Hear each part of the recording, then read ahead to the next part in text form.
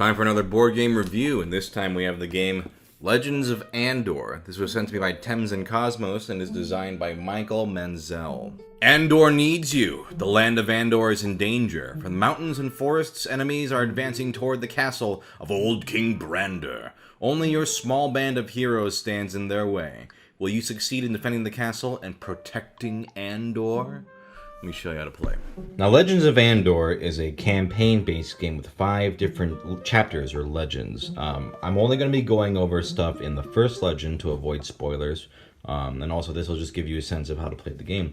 And what is helpful with that is this game comes with a very helpful quick start guide, which tells you how to set up the initial board and kind of like how to play. And I'll just walk you through it, but really, I think more games should include this kind of thing because this is actually extremely useful way to learn how to play it. So first off, each player gets their own hero board, which shows their hero and their special ability, along with various display and storage fields.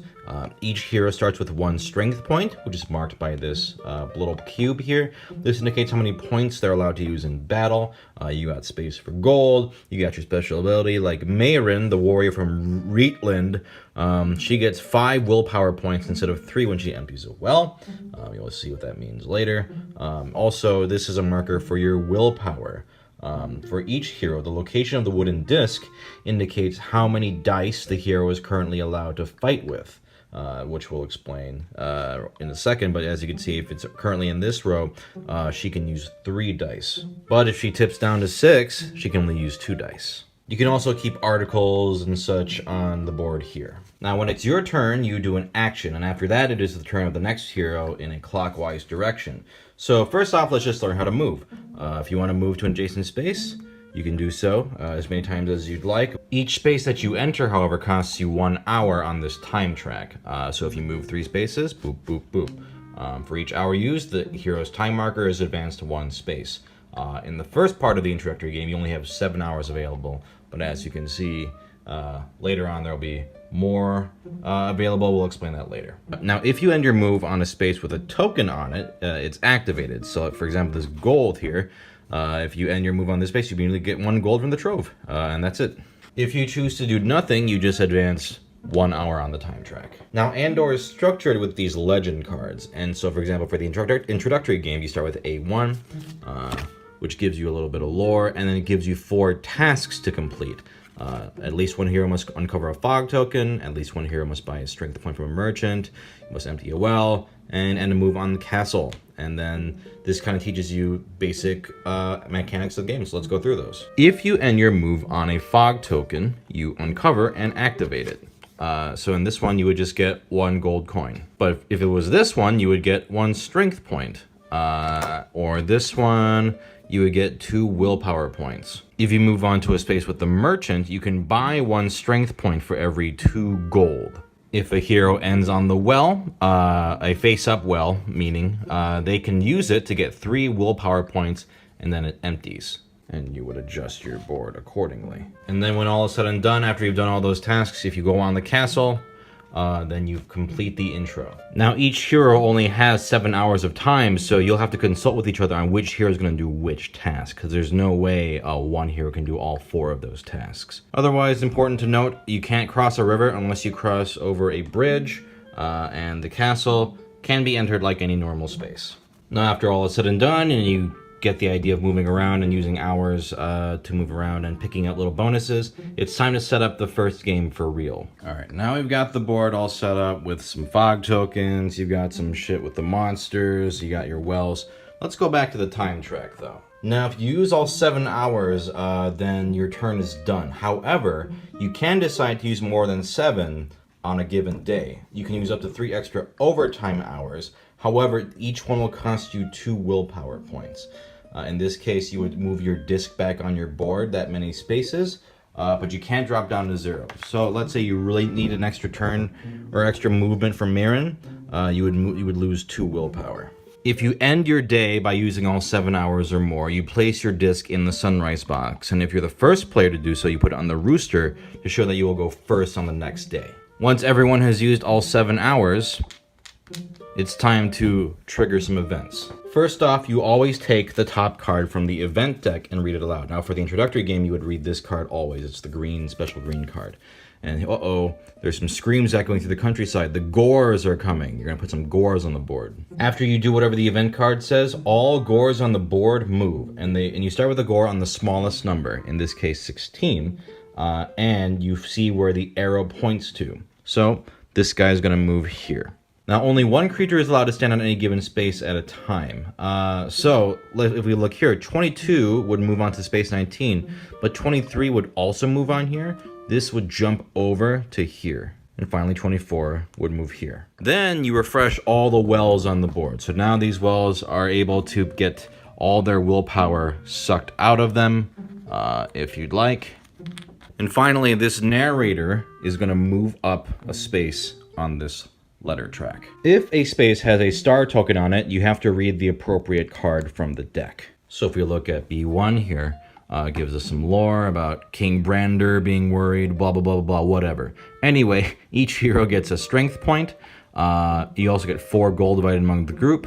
And anyone standing on a space with a merchant can buy extra strength points, yada, yada, yada. But basically, the important thing to note here is the goal is to defeat the creatures before they reach the castle. And as you can see, they're getting pretty close. To keep too many creatures from getting to the castle, the heroes have got to attack them. So starting now, you have one of 2 options during your turn. You can move or fight.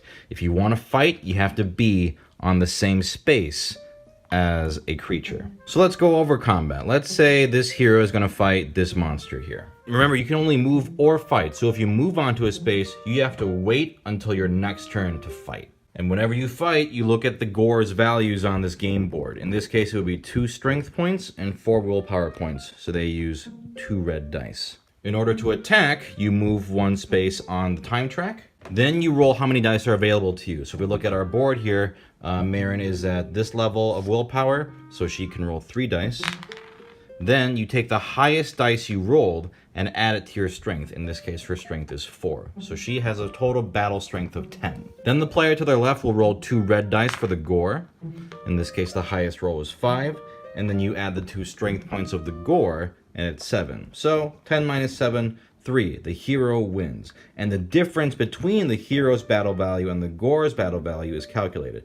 And the loser will lose that number of willpower points. So the gore would lose 3 points. You continue rolling your dice until the gore has no willpower left, or the hero has no willpower left, the hero has no hours left on their time track, or the hero breaks off the battle after the gore responds. Now, if you win the battle, you can get either 2 gold or 2 willpower. You can also divide it however you'd like. You could do 1 gold and 1 willpower. However, if you lose the battle, you lose 1 strength point, but then you immediately get 3 willpower back.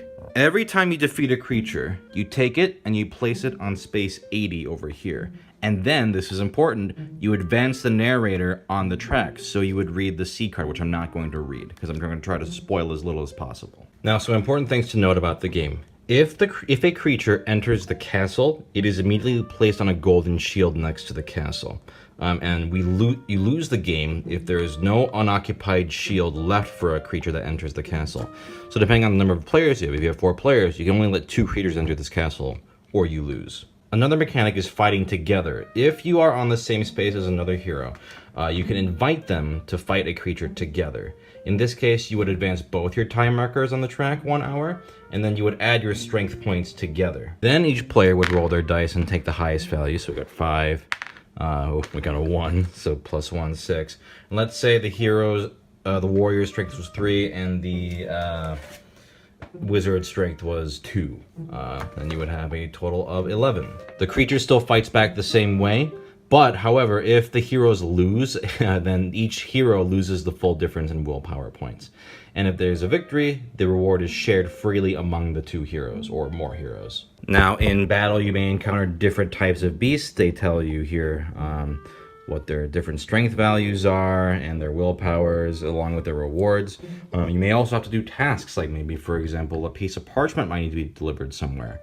And the game will tell you how to do those things. But essentially, yeah, you're just moving around, trying to prevent monsters from entering the castle, because if you let too many enter, you lose.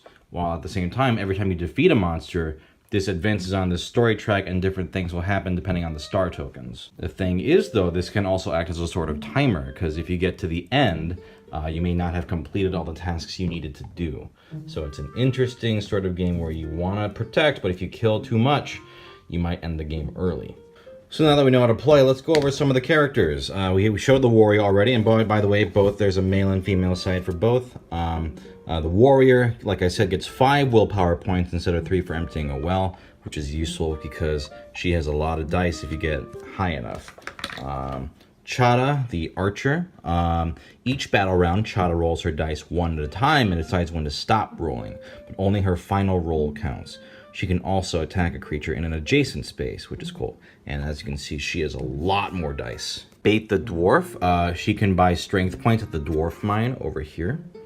And that's for 1 gold each instead of 2. Her dice aren't nearly as plentiful, but she can get a lot of strength. Ira the wizard, she only has 1 dice per battle. However, her special ability lets her turn her roll die onto its opposite side immediately after rolling, so a 1 can become a 6.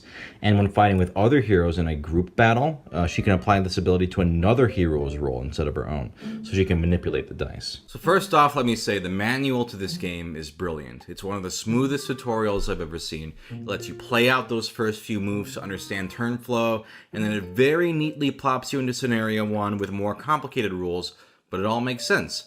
All board game manuals, I feel, should strive to be this clear.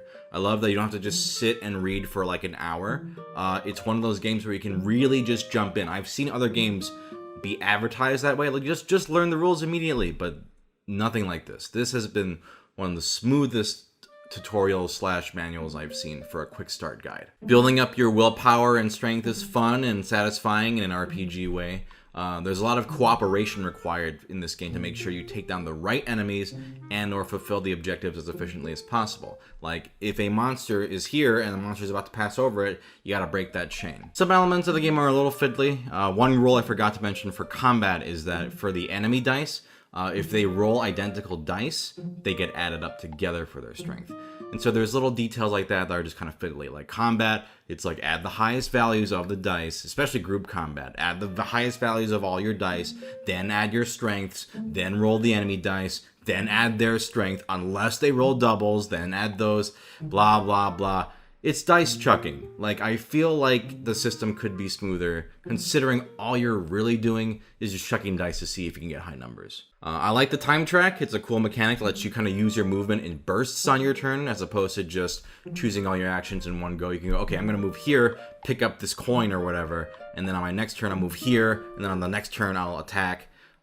It's like a kind of like a fun little almost AP gauge or something like that. One thing I'm not that crazy about, though, is that the game kind of discourages you from fighting, even though there's all this incentive to get stronger and get coins or whatever, or get more willpower.